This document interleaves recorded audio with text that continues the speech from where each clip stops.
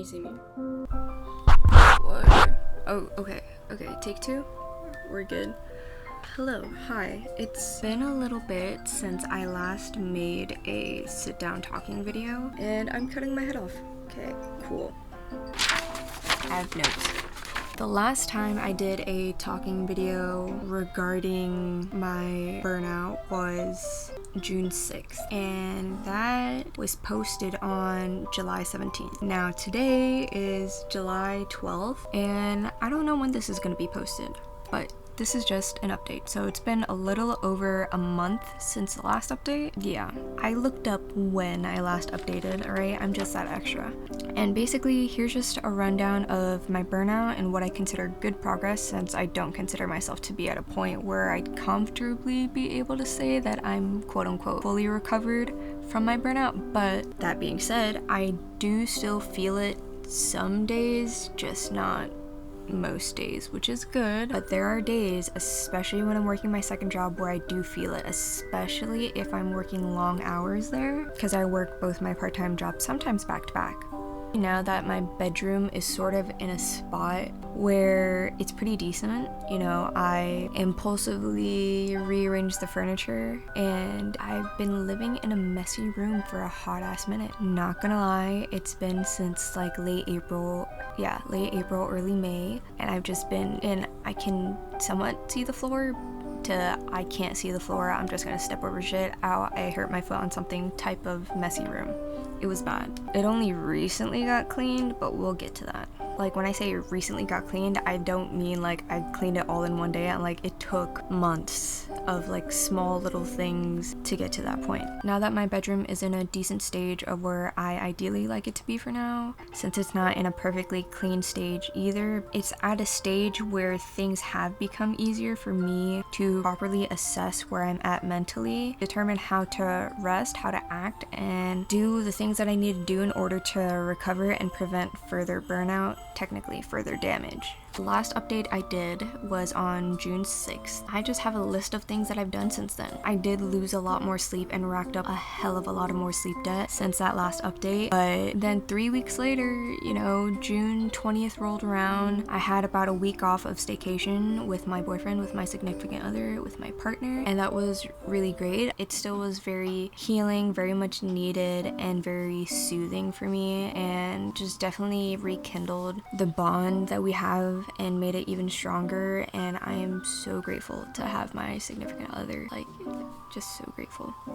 I hung out with my Dumb and Dumber partner in chaos, not partner in crime, but partner in chaos, because we don't do crime, we do chaos. Brianna. I hung out with her, and I do have a vlog on that. Wait, it started recording! Let me tell you, that was a whole day of chaos in itself, and it was amazing and great and further healed me. And I did end up taking a 2-hour nap at her apartment in her bed, and I woke up to her playing Animal Crossing on her TV, so that was pretty chill and amazing. That was another thing that helped me feel like, okay, this is a step in the right direction, a good step for healing. My room was still a fucking mess at that point, but I digress. Other things that I've done that has made me feel like I've recovered more from the burnout is that I actually got more sleep. I've been trying to actually sleep earlier.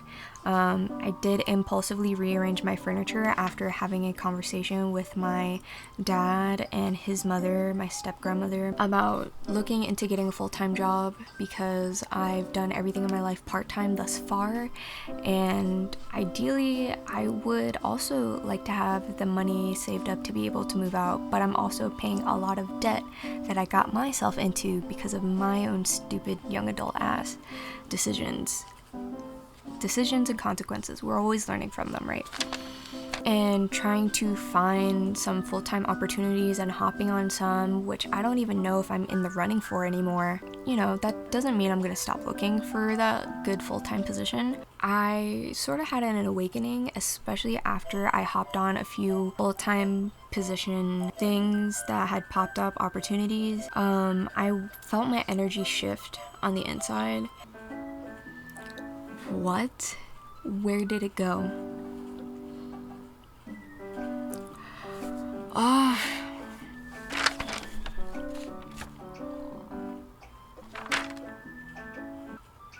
yeah. Anyways, I felt my energy shift and I was like, fuck, I can't keep sleeping in this room unless I change my furniture around, which I do have a full ass fucking vlog on that. And it was utter chaos, man. Utter fucking chaos. Man, I just like really went, I was like, I can't sleep in this room because I feel like if I keep my room the way it is right now and like with all these things, like I'm just gonna fall back into the version of me that's full of fear, like so fearful of change and doesn't want to go for these opportunities because I'm scared and I don't know what the change is gonna do to my life, and that's what I'm scared of because I'm ADHD, and change is a lot. Huge changes, huge life changes is a lot of commitment, and it's just scary sometimes. I was like, I felt like if I had kept my room exactly the same that exact night, I would have fallen back into that version of myself, and I didn't want that.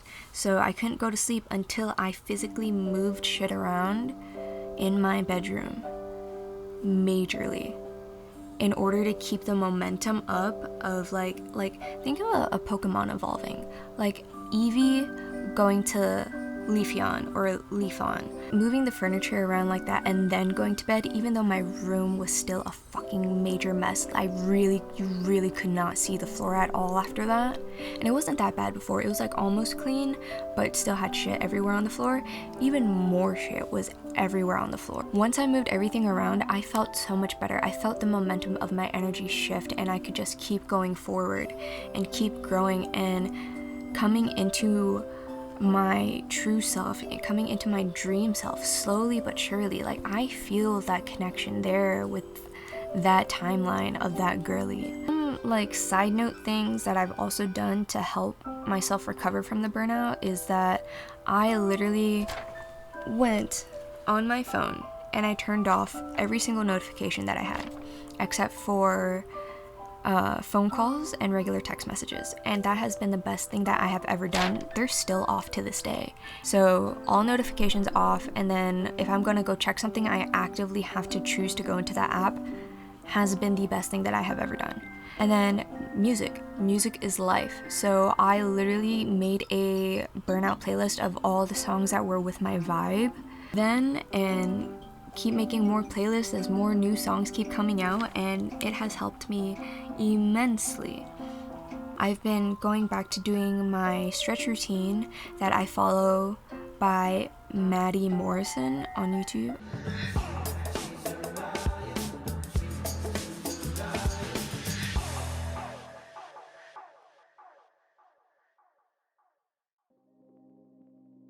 Where we're at, my current understanding of what to do, how to determine how to read, and how to start accommodating to myself and myself.